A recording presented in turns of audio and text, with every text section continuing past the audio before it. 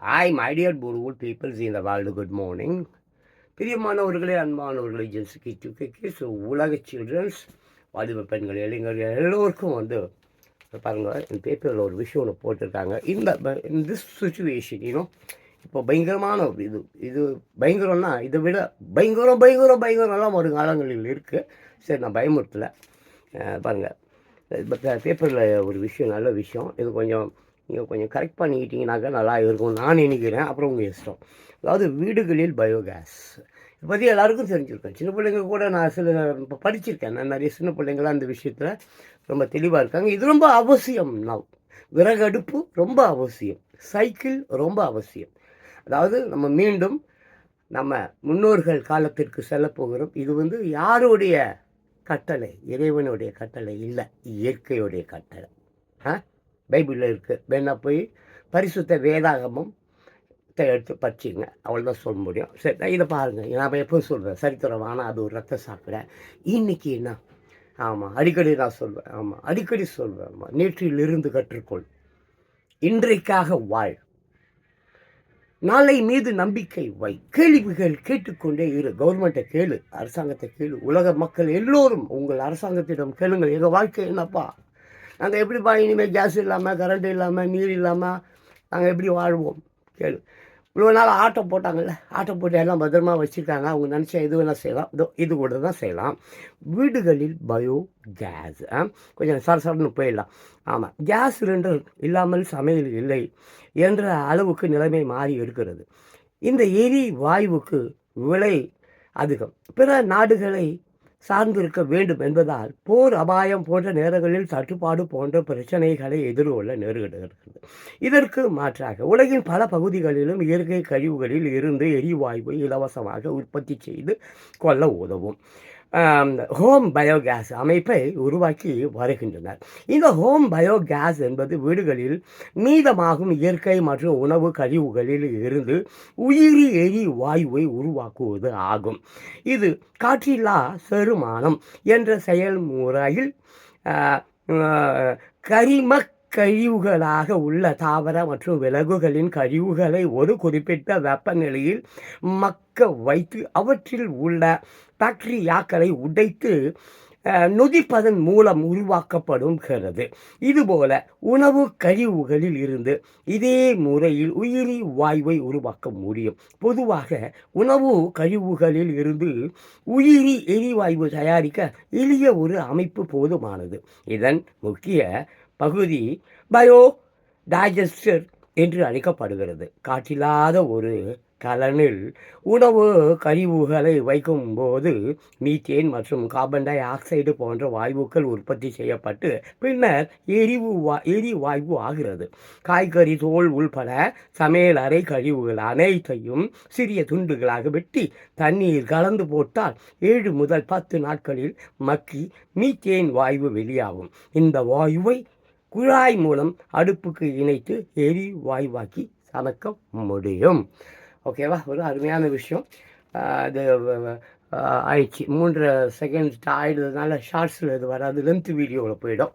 So விருப்பமானவர்கள் யூடியூப்பில் நான் ஷார்ட்ஸாக போடுவேன், பெரிய வீடியோவும் போடுவேன். யூடியூப்பில் போய் நீங்கள் பார்க்கறது வந்தால் பார்க்கலாம். இல்லை இந்த பேப்பர் கிடைக்கும், தினத்தந்தி பேப்பர் கிடைக்கும், அதுலேருந்து வாங்கி படிக்கலாம். இல்லை ரொம்ப பேருக்கு அந்த விஷயம் தெரியும். அதெல்லாம் ஒன்றும் பெரிய தெரியாத விஷயம்லாம் ஒன்றும் கிடையாது, தெரிந்த விஷயம் தான். ஸோ அன்பானவர்களே, மைடியர் பியூட்டிஃபுல் பீப்பிள்ஸ், அதே மாதிரி பார்த்தீங்கன்னு சொன்னீங்கன்னாக்கே இந்த நிலை நான் ஒரு 6 மாதங்களுக்கு முன்னால் இல்லை, 6 வருஷங்களுக்கு முன்னால் இருந்தே நான் சொல்லிகிட்டு இருக்கிறேன். இவையெல்லாம் இந்த வருடம் நடக்கணும். நீ போய் பாருங்கள், பழைய வீடியோவில் போய் பாருங்கள். என்னைய கேலி செய்து கிண்டல் செய்து என்னென்னமோ கெட்ட வார்த்தைகள்லாம் நிறைய பேர் இந்த யூடியூப்பில் இன்ஸ்டாவில் ஃபேஸ்புக்கிலலாம் நிறைய பேர் கேவலமாக அசிங்கமாக கழிவுலாம் ஊற்றிருக்காங்க. But I don't care about that. அதை பற்றி நான் ஒருபோதும் சிந்திப்பதே அதை ஊற்றுருங்க. அதே மாதிரி பார்த்தீங்களா, 1.5 லட்சம், ஆமாம் 1.5 லட்சம் ஹோட்டல்களை மூடும் அபாயம் எங்கே?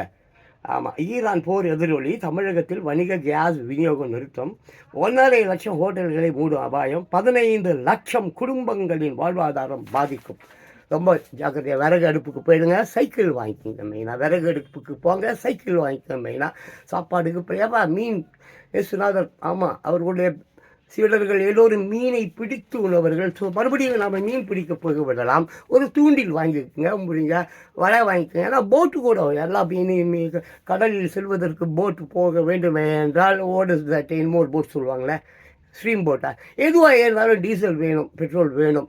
அதெல்லாம் இனிமேல் பெட்ரோல் டீசல்லாம் இனிமேல் கிடைக்காது. அவங்க சீர் பண்ணவும் முடியாது, சீர் பண்ணவே முடியாதுப்பா. இன்னும் மேலும் மேலும் மேலும் மேலும் மேலும் மேலும் மிகப்பெரிய ஆபத்துகள் வரும். சொத்துக்கு ஜிங்கி அடிப்பும். அதனால் ரொம்ப ஜாகிரதையாக உங்கள் வீட்டில் கொஞ்சம் இடங்களும் இருந்தால் அந்த பலாவரம் சொன்ன மாதிரி இடங்களில் வந்து காய்கறிகள் விதைகள் கிடைக்கும்.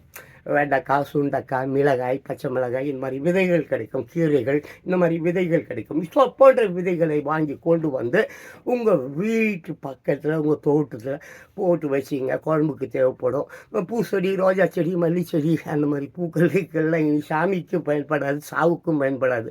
எவ்வளோ மலர்களை தலையடைக்கக்கூடிய மலர்களை தரையில் போட்டு வெடி வெடிக்கிறாயா, என்னையா கர்மம் பிடிச்சவனுங்க. சரி, அவங்களோட ஊர் பூ மாலைகள் சாமிக்கும் போய் சேருவதில்லை, சாவுக்கும் போய் சேருவதில்லை. அது பிறக்கும் போதே அதில் இருக்கக்கூடிய தேனை எங்கே இருந்தோ அந்த பட்டாம்பூச்சியும் வண்டும் அது உறிஞ்சி சாப்பிட்டுட்டு போயிடுது.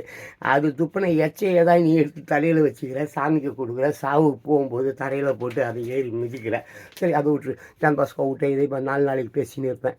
புரியுமோ புரியாதோ, எனக்கே புரியாது சில நேரத்தில். அந்த மாதிரி ஆகிடும்.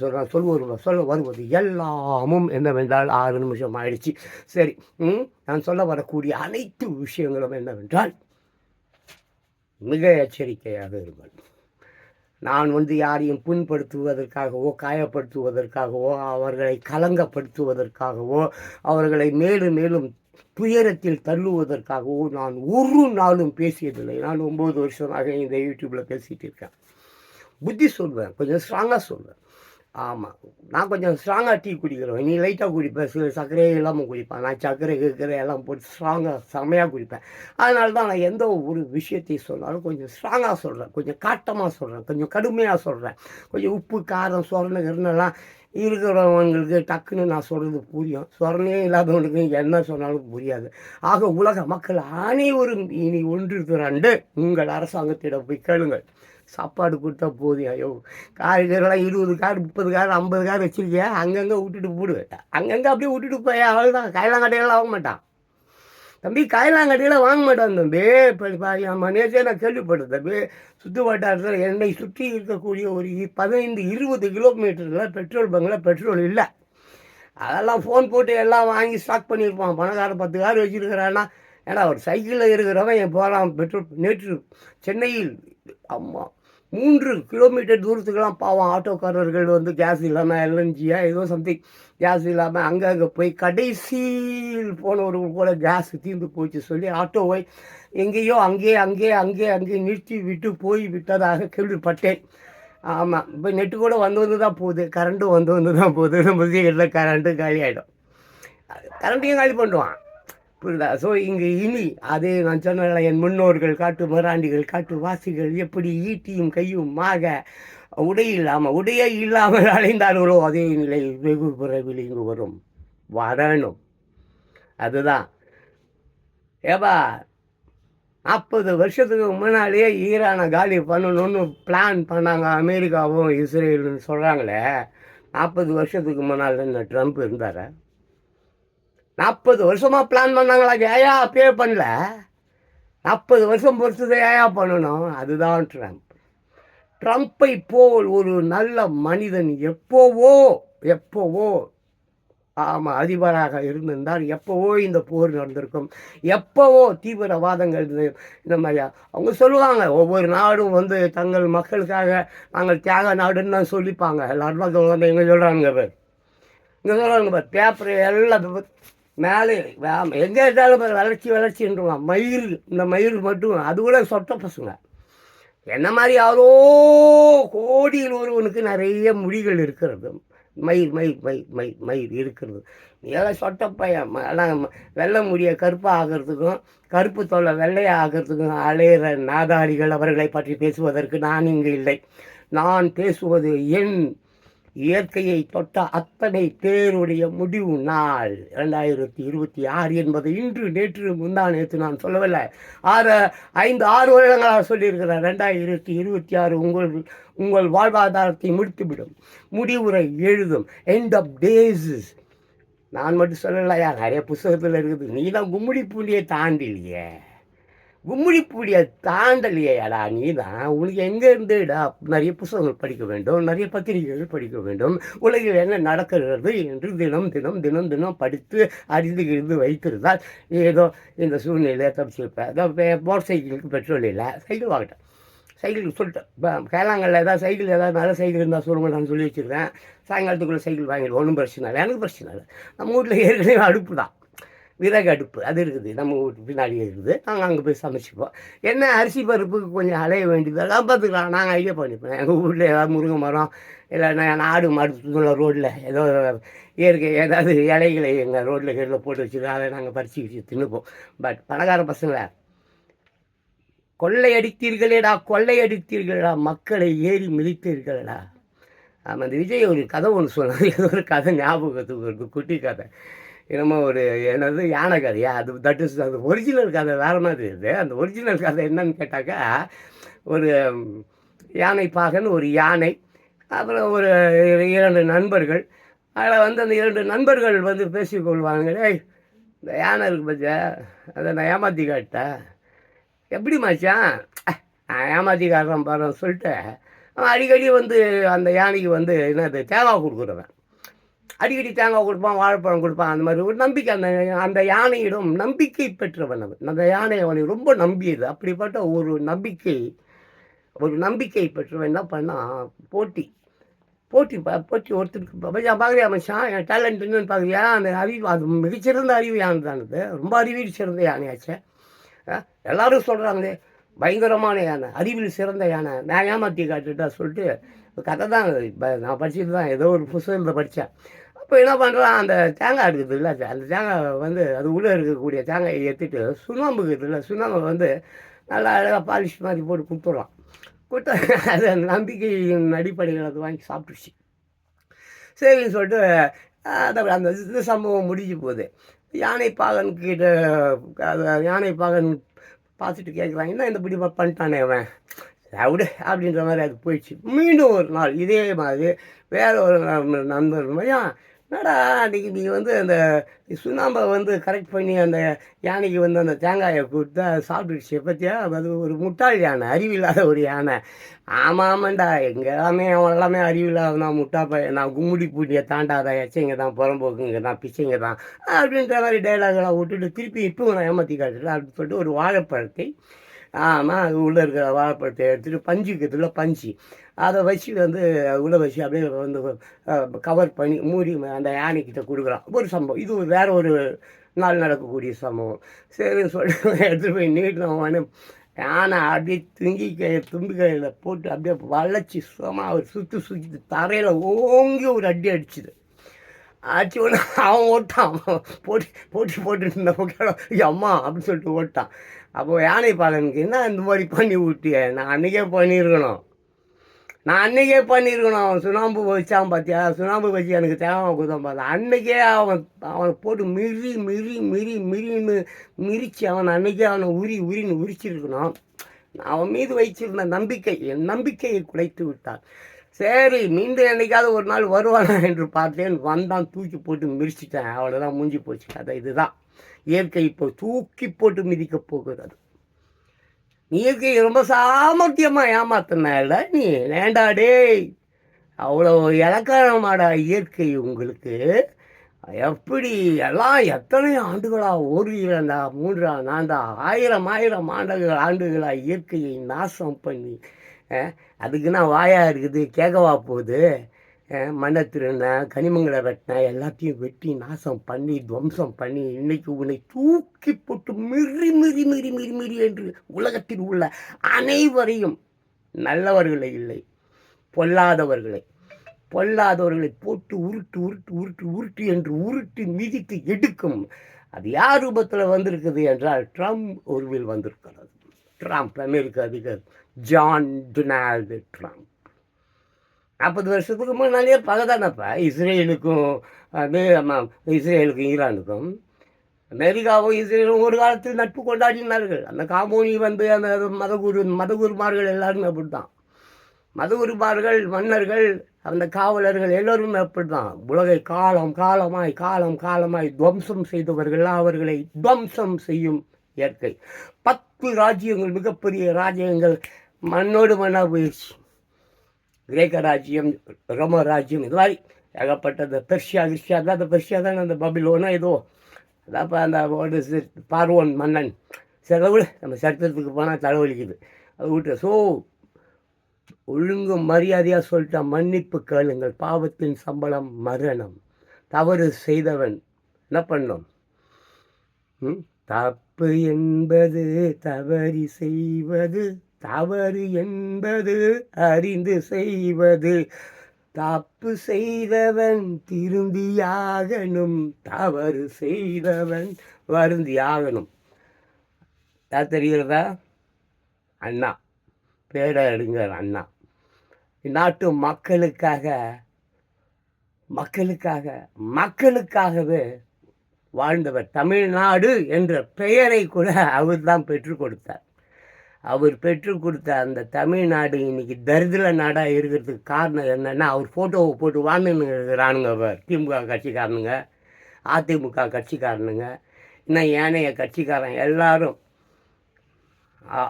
ஒன்று அவர்கிட்டயாவது மன்னிப்பு கேளுங்க ஓரளவுக்கு. அவரெல்லாம் தெய்வந்தான். ஆமாம், மக்கள் காமராஜர் அவரெல்லாம் தெய்வந்தான். பாரதி அவர் தெய்வந்தான். திருவள்ளுவர் தெய்வந்தான். சாக்ரட்டிஸ் தெய்வந்தான். அரிஸ்டாட்டில் தெய்வந்தான். இயேசுநாதர் தெய்வந்தான். புத்தர் தெய்வந்தான். இப்படி எண்ணிக்கை விரல் விட்டு எண்ணி விடலாம் நல்லவர்களை.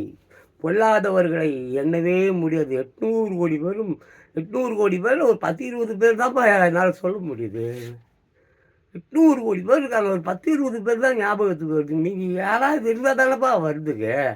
அதனால் ஒழுங்காக சொல்கிறேன், ஒன்று மன்னிப்பு கேளுங்க. எல்லாம் பாவத்தின் சம்பளம் மரணம். உப்பு தின்னவன் தண்ணி குடிக்கணும். இது வந்து ஏதாவது நல்லவர்கள் யாராக இருந்தால் அடுப்பு வாங்கி வச்சுக்க, வெறுகடுப்பு. அப்புறம் வந்து நான் சொன்ன மாதிரி இந்த சந்தைங்கந்தான் எங்கேயாவது விதைகள் விற்பார்கள். விதைகள் அதாவது சொன்ன சுண்டைக்காய் விதை, வெண்டைக்காய் விதை, பச்சை மிளகா விதை, இந்த மாதிரி விதை காய்கறிகளுக்கு உண்டான அந்த விதைகள்லாம் வாங்கி போடுங்க. எல்லாம் ஆடு மாடு மாதிரி ரோட்டில் எங்கேயாவது போய் மேய்ஞ்சி பசியை போச்சு கொள்ளுங்க. இயற்கை 100% இந்த உலகை முடிக்கும். நீ சொல்லுவல்ல, 2000 வருஷத்துக்கு முன்னாடியே இயேசுநாதர் வரேனாரு, எங்கே வந்தாரு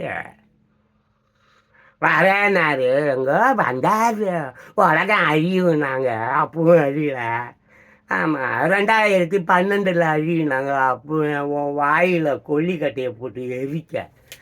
அதாண்டா இப்போ இயற்கை. உன் வாயில் கொல்லிக்கட்டையை போட்டு எரிக்க, அதுதாண்டா இயற்கை. எரிவாயுலாம் இனிமேல் இல்லைடா, கேஸ் இல்லை, எரிவாயு. இன்னும் வயிறு எரியும் பசியில். ஆமாம், சோறு யாராக்கி போட்டு போனேன். ஏற்கனவே எல்லாம் ஹோட்டலு கீட்டலாம் வச்சுன்னு ஏதோ காலம் ஓட்டுன்னு இருந்தானுங்க. பொம்பளை கும்பலாம் சமைக்காமல் ஊரை பொறிக்கின்னு இருந்தா. எனக்கு தெரிஞ்சு பொம்பளை கும்பலெல்லாம் வீட்டில் சோறாக்கி பல ஆண்டுகளாகி போய்விட்டது. பல ஆண்டுகள். அவ்வளோ டீ போட மாட்டான், சோறாக்க மாட்டான், ஒரு வயிறையும் கொடுக்க மாட்டான், நாக்கப்போ போட்டுக்கிட்டு மேயத்துக்கு போடுவான். இப்போ இனிமேல் என்ன எப்படி சோறு போகிறாங்க. ஹோட்டலில் முட்டான் பேம் இல்லை. அப்போ பிரச்சனை இல்லை. ஃபஸ்ட்டு அதான் இப்போ 1.5 லட்சம். ஆமாம், இது சும்மா கம்மி. நாளைக்கு இன்னும் நாளைக்கு 3 லட்சம் போடுவாங்க. அதுக்கப்புறம் 20 லட்சம் போடுவாங்க. இனி ஹோட்டலே இல்லைடா. ஏன்னா ஹோட்டல்னு ஒரு பேரை வச்சுக்கின்னு குஷ்பு இட்லி விற்றுன்னுக்கிறான், பிரியாணி விற்றுன்னுக்கிறான், கண்ட கரும்பத்தையும் விற்றுனுக்கிறான், பசி ஆடுங்க, ஜங்க் ஃபுட்டுன்றான். இதெல்லாம் அழியணும். இதெல்லாம் நான் ஏற்கனவே ப்ரேயர் பண்ணால், என்றைக்கடா இந்த ஹோட்டல்கள்லாம் அழியும், என்றைக்கடா இந்த உலகம் அழியும், நான் ப்ரேயர் பண்ணிட்டு இருந்தேன். தினம் என்னுடைய ப்ரேயர் தான், உலகம் அழியணும், உலகம் அழியணும், உலகம் அழியணும், என் ஆசைகள். எவ்வளோ எத்தனை சின்ன வயசுலேருந்தே இதே தான் என் ஆசை. சின்ன வயசுல அவனுக்கு எது மேலேயே ஆசை. எனக்கு உலகம் அழியணுன்றதுல மட்டும்தான் ஆசை. தினமும் 100 தடையாவது ப்ரேயர் பண்ணும். தூங்குவதுக்கு முன்னால் நான் ஏந்திரிக்கும் போது இந்த உலகம் அழிஞ்சிருக்கக்கூடாதா, நானும் அதோட பணமாக போகக்கூடாதா, இப்படி தான் என்னுடைய வேண்டுதல்கள். காலங்காலமாய் ஒவ்வொரு நாளும் 100 முறைகளாவது இந்த உலகம் அழிய வேண்டும் என்று நான் வேண்டிக்கொள்வேன். அது நிறைவேறும் நாள் நெருங்கிவிட்டது. நான் ரொம்ப சந்தோஷமாக இருக்கேன். ரொம்ப சந்தோஷமாக இருக்கேன். நீங்கள் எல்லாம் அழுதுகிட்டு இருக்கீங்க. அப்போ நான் அழுதுகிட்டு இருந்தேன். கண்ணீர் வடித்து கொண்டிருந்த இந்த மக்களை பார்த்து, அதுவும் இந்த குழந்தைங்களை பார்த்து, இந்த குழந்தைகள் என்னடா பாவம் செய்தது, அதுங்களை பாவமா நீங்கள் பண்ணுற பாவம் எல்லாம் அந்த குழந்தைகள் மீது, அனாதை குழந்தைங்களா, அபலை குழந்தைங்களா, அப்பாவி குழந்தைங்களா, பொது இடங்களில் அங்கே இங்குன்னு மாண்டு செத்து போவதை, அதுங்களை கடத்தி கொண்டு போய் விற்பதை, அதுங்களை கடத்தி கொண்டு போய் கிட்னி அதை எல்லாம் எடுப்பதை, பாலியல், ஐயோ இப்போ கூட இந்த பேப்பரில் 10 விஷயம் இருக்குது. 10 விஷயம் என்னமோ வளர்ச்சின்றோம், என்னமோ பாதுகாப்புன்றோம், மயிறு கூட இல்லைங்க. இப்போ பச்சை குழந்தைய இந்த பேப்பர் இன்றைக்கி பேப்பர் வாங்கி போய் இப்போ படி. இன்னைக்குன்னா தேதி, இப்போ இன்றைக்கி தேதிண்ணா 11ண்ணா, போய் வாங்கி படி பேப்பரில். ஒரு 7-8 இடத்துல பாலியல் தொல்லை இருக்குது, ரவுடி தொல்லை இருக்குது, வெட்டியிருக்கான், செத்து இருக்கான், நிறைய பேர் ரோட்டில் போகும்போது ஆக்சிடென்ட்டில் செத்து போட்டான். ஸோ நீ இது தொடர்ந்து நிகழும் என்பதை நான் சொல்லிக்கொண்டு கொஞ்சம் ஜாக்கிரதையாக விழிப்புணர்வோடு வாழுங்க. நான் விழிப்புணர்வு தருபவன், புரியுதா, எச்சரிக்கை தருபவன், அவ்வளோதான். நம்மளால் யாரையும் குணப்படுத்தவோ சரி செய்யவோ எதுவும் முடியாது. நான் எச்சரிக்கையாக இருங்க. ஏப்பா அந்த பக்கம் போகாத ஒரே பள்ளமாக இருக்குது, ஏப்பா அந்த பக்கம் போகாதே ஒரே மிருகங்களாக இருக்குது, ஏப்பா அந்த பக்கம் போகாதே ஒரே அசிங்கமாக இருக்குது என்பதை சொல்வேன் தான். உன் கையை கட்டி உன் காலை கட்டி தோல் மேலாம் உட்கார வச்சு தூக்கிட்டு போகிற ஆள் நான் கிடையாது. தூக்கிட்டு போகிறது இயற்கை வந்துச்சு, அதை தூக்கிட்டு போவோம். நிம்மதியாக போய் சேருங்க. இதுக்கு அடுத்து வரக்கூடிய ஜெனரேஷனில் நல்ல பிள்ளைகள், சின்ன பிள்ளைகள், 8 வயதுக்கு கீழே இருக்கக்கூடிய என் உத்தம பிள்ளைகள் இந்த உலகை பார்த்துக்கொள்வார்கள். கிழவன், திருட்டு பையன், அமைச்சர், அதிகாரி, ஆட்டையை போட்டவன் எல்லோரும் போய் சேருங்க. இப்போ போய் பட்டுக்கலாம், சூழலாக போய் படுத்துக்கலாம். பாவம் நாளைக்கு வர சுனாமி, அப்புறம் வயிறு பசி, ரோட்டில் பசியோட பாவம் 20 கார் 30 காரம் வச்சுருக்கலாம். பாதியா எவ்வளோ பாவம் பண்ணான், எவ்வளோ அயோக்கியதானம் பண்ணான் பாரு. இப்போ ரோட்டில் பிச்சை எடுக்கணும்னு சொல்லிட்டு உன் பக்கத்து வீட்டுக்காரன், எழுத்து வீட்டுக்காரன், ஏன் உன் பினாமி இல்லை, உன் பினாமி அவனே ஒன்று செருப்பால் அடிப்பான். அதுக்கு முன்னால் எங்கேயா ஓடி போடுங்க, போங்க போங்களா.